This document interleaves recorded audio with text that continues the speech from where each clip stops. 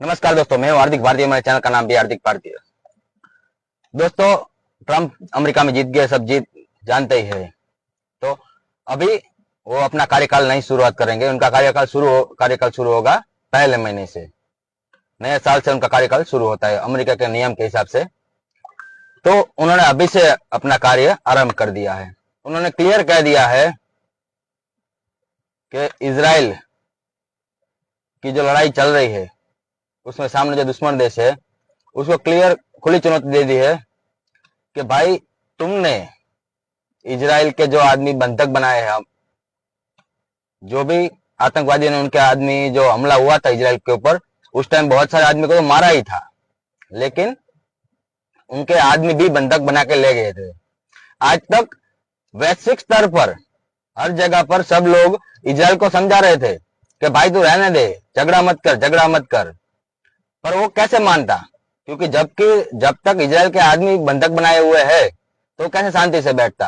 अपने आदमी को तो छुड़ाएगा ना। कोई भी देश हो, चाहे हमारा देश भी हो, अगर हमारे आदमी सामने वाले देश के सामने है, बंधक बनाए हुए है, तो हम जब तक हमारे आदमी नहीं छूट जाएंगे तब तक हम कैसे चुप बैठेंगे? तो अब तक कोई सामने वाले आतंकवादियों को ये नहीं बोल रहा था कि तुम पहले इजराइल के आदमी छोड़ो, बाद में हम शांति की बात करते हैं। उसके बिना ही सब इजराइल को शांति रखने की बात कर रहे थे। इसलिए इजराइल किसी का भी बात नहीं मान रहा था, किसी का भी नहीं। वो क्लियर बोल रहा था कि मैं किसी की बात मानने वाला नहीं हूं, क्योंकि जब उसका पक्ष कोई रख ही नहीं रहा था, मतलब इसकी तो कोई बात ही नहीं कर रहा था कि तुम्हारे आदमी जो पड़े बंधक है उसको पहले छुड़वाते हैं।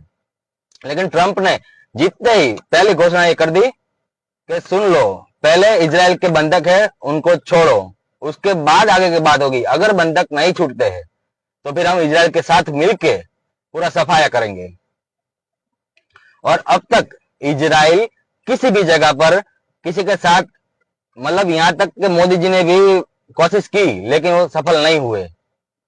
उन्होंने, इजराइल ने क्लियर बोल दिया कि हम मानने वाले नहीं है किसी की बात, क्योंकि उसके आदमी बंधक थे। सामने वाला जब तक छोड़ेगा नहीं तब तक ये कैसे शांति से बैठेगा? तो अब इजराइल भी अमेरिका से बात करने के लिए तैयार हो चुका है। ट्रंप जीत गया, उस टाइम भी वो लोग बात करने तैयार नहीं थे। उनको लगा था कि मतलब ये फिर वही नौटंकी करेंगे, शांति रखो शांति रखो। तो इजराइल वही सोचा कि क्या शांति रखेंगे, जब तक हमारे आदमी उधर है, बंधक है, तो हम शांति कैसे रखेंगे? तो अब ये बोलने का ट्रंप ने बोला कि अगर इजराइल के आदमी नहीं छोड़ोगे तो हम इजराइल के साथ मिलकर पूरा रगड़ देंगे। तो अभी इजराइल भी तैयार हो चुका है शांति समझौते के लिए बात करने के लिए, स्टेज पे आएगा।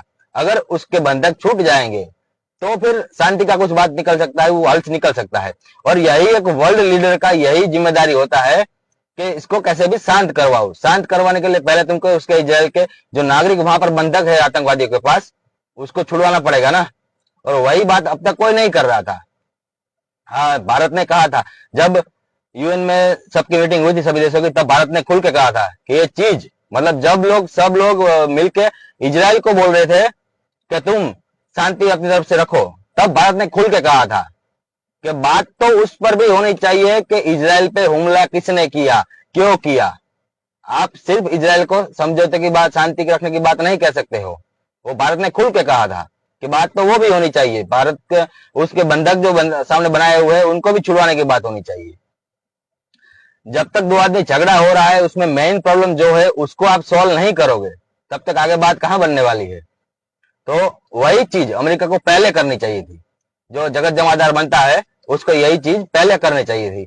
लेकिन अब ट्रंप ने, अभी तो 1 जनवरी से आएगा, लेकिन अभी से ये घोषणा कर दी है कि इजराइल के बंधक जो भी है उनको पहले छोड़ो, आगे का बात बाद में होगा। अगर उनको नहीं छोड़ा जाता है तो हम इजराइल के साथ मिलकर लड़ेंगे। और ये चीज बहुत पहले कर दी थी, तो इसमें दुनिया का नुकसान नहीं होता। झगड़ा भले उनका ही हुआ है, आपको लगेगा 2 देश ईरान है सब उसका झगड़ा हो रहा है, नहीं, वो झगड़ा सबको असर करता है। क्योंकि इजराइल ने एक उनका आतंकवादियों का पूरा ऑयल का था कंपनी, उसको उड़ा दिया। तो जब शॉर्टेज होगी ऑयल की, कहीं ना कहीं मार्केट में कोई भी चीज, किसी चीज की शॉर्टेज होगी तो उसका भाव बढ़ने वाला ही है। और उसका चीज सभी देशों को असर होता ही होता है, आज नहीं तो कल सबको, हमको भी, सबको असर होगा ही होगा। तो अगर दुनिया में शांति रहेगी तो सबको फायदा है। तो अब ट्रंप वो शांति के स्थापित करने के रास्ते पे जा रहे हैं जिसकी उम्मीद थी सबको। और आशा करते हैं जल्द से जल्द ये मामला सुलझ जाए, तो दुनिया में सबको फायदा है। अगर शांति से सब चले तो सबको फायदा है, नहीं तो ये तेल और पेट्रोल के दाम और बढ़ते ही जाएंगे, पेट्रोल डीजल के। क्योंकि अगर वहां से ये झगड़ा चलता ही रहेगा तो इजराइल टारगेट कर करके उनकी ऑयल की मशीन जो होगी, ऑयल निकालने वाली कंपनी है, उसको उड़ाता रहेगा, और वो कच्चा तेल की शॉर्टेज होगी मार्केट में, और पूरी दुनिया को फिर ये झेलना पड़ेगा। तो कुल मिला के उनका झगड़ा पूरी दुनिया को झेलना पड़ रहा है। तो उससे अच्छा है उनके बंधक छुड़वाओ, बाद में इजराइल को बोलेंगे कि भाई अब तुम शांति रखो, तुमने उन्होंने मारे थे उससे तुम 10 गुना ज्यादा मार चुके हो, अब शांति रखो। ऐसा दबा के उसको बोल सकता है कोई भी वर्ल्ड लीडर होगा वो, कि भाई तुमने इतना तो मार दिया है, अब शांति रखो। पर जब तक उसके बंधक ही नहीं छुड़ाए जाएंगे तो इसके बाद तो वो मानेगा ही नहीं। और इजराइल ऐसा देश है कि वो अपने हर एक नागरिक की जान की कीमत बहुत मायने रखती है उनके लिए। इजराइल में एक बार आतंकवादी हमला हुआ था, उसमें उनके लोग मारे गए थे। उसके बाद इजराइल ने तय किया था कि इससे जुड़ा हुआ आदमी कोई भी होगा, कोई भी, उसको खोज खोज के मारना है, और ऐसे मारना है कि पता चले कि इजराइल ने मारा है। तो उसकी मोसाद ने, उनकी मेन टीम होती है, उसको मोसाद ने खोज खोज कर 20 साल लगे थे, 20 साल लगे थे। 20 साल में एक एक आदमी को खोज के मारा था। ये इनके इतना खतरनाक है इजराइल वाले। इजराइल की डिक्शनरी में माफी नाम का शब्द है ही नहीं, वो खोज खोज के मारेंगे, तो वो तो कंफर्म है। और भाई अभी शांति समझौता हो जाए, ये डायरेक्ट युद्ध नहीं होगा, लेकिन उसके गुप्तचर पूरी दुनिया में फैले हुए हैं, और जहां जहां जितने जुड़े हैं ना, उन सबको ये खोज खोज के मारेंगे, वो कंफर्म है। उनके डिक्शनरी में माफी नाम का चीज है ही नहीं। बदला वो लेते हैं, लेते आज नहीं तो कभी ना कभी वो बदला लेते ही है। तो आशा करते हैं जल्दी उनके इजराइल के आदमी छूट जाए और दुनिया में शांति स्थापित हो जाए। जय जय हिंद।